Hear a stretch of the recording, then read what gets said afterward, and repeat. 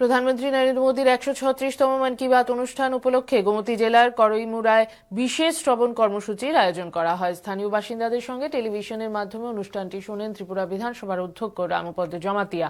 অনুষ্ঠান শেষে তিনি বলেন, মন কি বাত দেশের মানুষের সঙ্গে প্রধানমন্ত্রীর এক আন্তরিক সংযোগের মাধ্যম।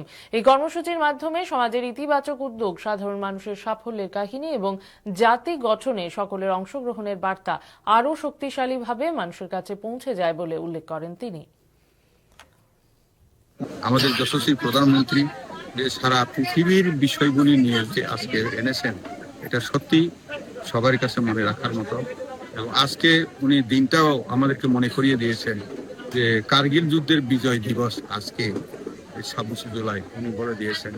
তেমনি উনি বর্গর মাকে নাম পর এক পের মাকে নাম, তেমনি বৃষ্টির জলটাকে প্রিজার্ভেশন করার জন্য, সংরক্ষণের জন্য উনি বলেছেন।